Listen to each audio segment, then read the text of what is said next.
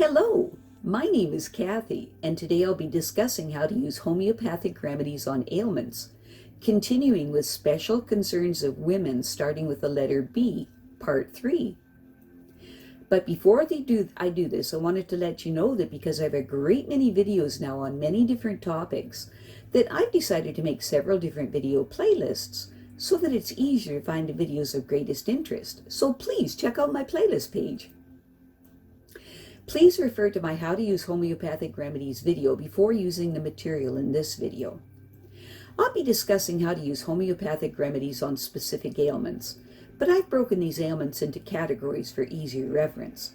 I'll begin with ailments of the mind and emotions, then I'll move on to ailments of the brain and nervous system. Then I'll address issues with the skin, nails, hair, eyes, ears, nose, teeth, gums, lungs, respiration, heart, blood, circulation, muscles, bones, joints, esophagus, stomach, duodenum, small, large intestine, liver, gallbladder, pancreas, kidney, bladder. Then ailments specific to women and then specific to men. Then issues of the hormones and the metabolism. After that, I'll address the issues of homeopathic remedies on infections, infestations in the immune system. Then issues surrounding fertility and pregnancy and surrounding childbirth and postnatal problems. Then homeopathic remedies that address special problems in infants, ailments and diseases in childhood, and special issues of adolescence. And finally, special issues of the elderly. Constitutional treatment involves treating the totality of the individual person. Everyone is a unique individual with a unique physiology that responds to substances differently. In homeopathy, it's recognized that people react strongly to certain remedies, and as a result of this, they can be loosely placed into different categories called constitutional types. Homeopaths talk of, for example, phosphoric types. These are people who react strongly to phosphorus, or arsenicum album types, those who react strongly to arsenicum album. The belief is that people of one type share similarities in terms of body shape, character, and personality, and the sorts of diseases from which they suffer. As an example, Natrum Mur people tend to be pear-shaped, have a dark complexion, be fastidious and rigid in personality, and keep themselves to themselves. They also crave salt and suffer from constipation. As another example, lycopodium types tend to be tall, gangly, and of a stooped appearance, with an anxious expression and a craving for sweets and a propensity to produce intestinal gas. Now, of course, constitutional types have their limitations. In reality, each person is an individual, and so there really are as many constitutional types as there are human beings. An account must be taken of the sum total of the person's inherent predispositions, past illnesses, diet, general reactions to the environment, intellectual and emotional features, and general attitude towards life. This is what is meant by constitutional treatment. I'll be making detailed videos of the various constitutional types after I've completed making videos on the use of homeopathic remedies for ailments. The ideas, procedures, and suggestions in this video and all my homeopathic videos are not intended as a substitute for the medical advice of a trained health professional.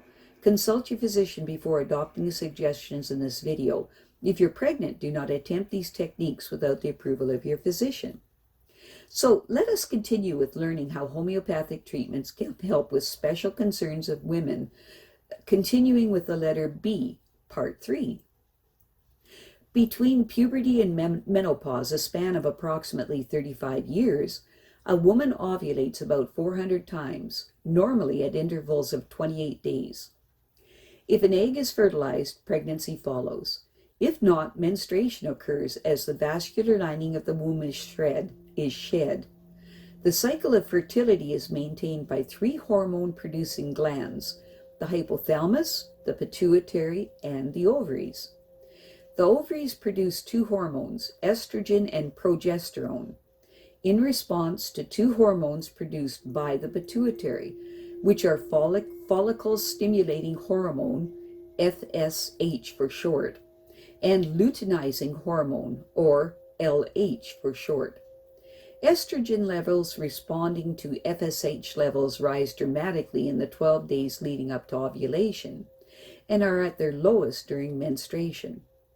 Levels of progesterone secreted in response to LH are highest after ovulation, preparing the lining of the uterus, the endometrium, for implantation of the egg. Menstrual bleeding begins approximately 2 days after estrogen and progesterone secretions reach their lowest level.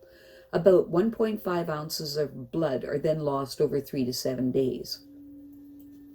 The uterus or womb is a thick-walled, pear-shaped organ and about 3 inches long, with a narrow neck or cervix at its lower end. The mouth of the cervix juts into the top of the vagina.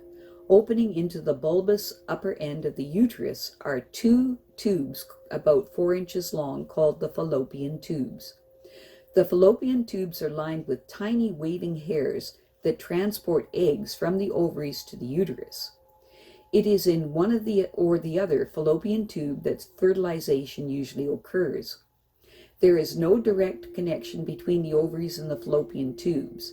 Eggs are simply released into the fluid-filled peritoneal cavity and wafted towards the fringed entrances to the fallopian tubes. The ovaries themselves are almond-shaped and about 1.5 inches long. At birth, they contain many millions of immature eggs and follicles, but as already mentioned, only about 400 of them ever reach maturity. Although several eggs may begin to mature each month under the influence of FSH, however, usually only one egg totally matures. Once it has been released from its follicle, the follicle turns into a corpus luteum, literally yellow body, and proceeds to secrete large amounts of progesterone.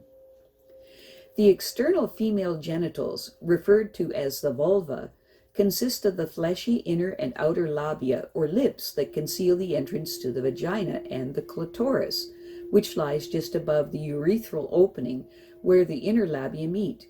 The clitoris is very sensitive and a focus for many of the sensations that trigger orgasm. The vagina is about 4 inches long, and it expands and lubricates during sexual arousal and is most sensitive near its entrance. It is protected from infection by populations of acid-producing bacteria. Breast development is one of the first signs of puberty in women. The breasts move with the pectoral muscles underneath, and their hang is greatly influenced by posture and the tone of the muscles that brace the shoulders back. Embedded in the fatty tissue of each breast are 15 to 20 clusters of milk-producing glands, whose ducts converge on the nipple. The pigmented area around the nipple, called the areola, contains glands that keep the nipple supple. Breast problems continued. Nipple problems. Dark red discharges from one nipple may indicate a benign tumor called a duct papilloma, which requires surgical removal, or cancer of the breast.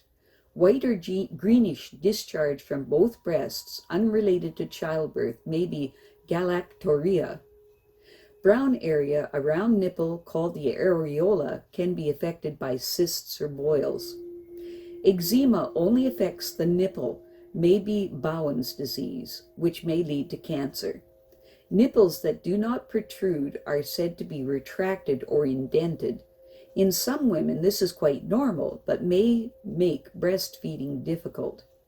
Recent indentation, however, may be a sign of cancer and requires prompt investigation by your doctor, or fast and large weight increase.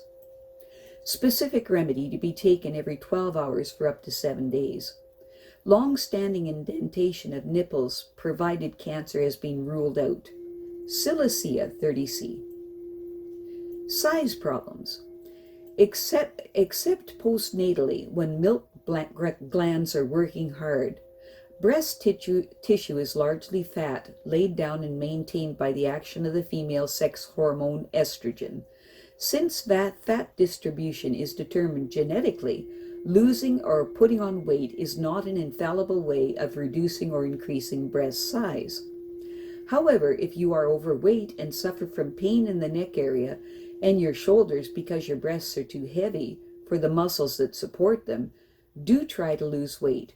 If you're underweight, extra calories will enable you to lay down more fat, which will encourage estrogen production. Breast reduction is occasionally necessary on medical grounds. Breast augmentation almost never is. Homeopathy offers a number of remedies for enlarged or sunken breasts and associated symptoms. Specific remedies to be taken every 12 hours for up to 7 days. Breasts large because of fluid retention. Use Natrum Mur 30C. Breasts heavy and pendulous, especially if woman is obese, pale, and prone to sweats and chills. Use Calcarea 30C. Enlargement associated with pain and tenderness. Use Conium 30C. Enlargement associated with darting pains. Use Carbo 30C. Gradual loss of fatty tissue, bluish red lumps in skin of breasts, tendency to feel hot all the time. Use Iodum 30C. Breasts poorly developed or wrinkled and sunken. Use Sabal 30C. I have a great many videos now on many different topics, so I've decided to make several different video playlists so that it's easy to find the videos of greatest interest. So please check out my playlist page. Well, that's it for now. To stay up to date with my latest videos, make sure to subscribe to this free YouTube channel by clicking the red subscribe button right below this video. Take care.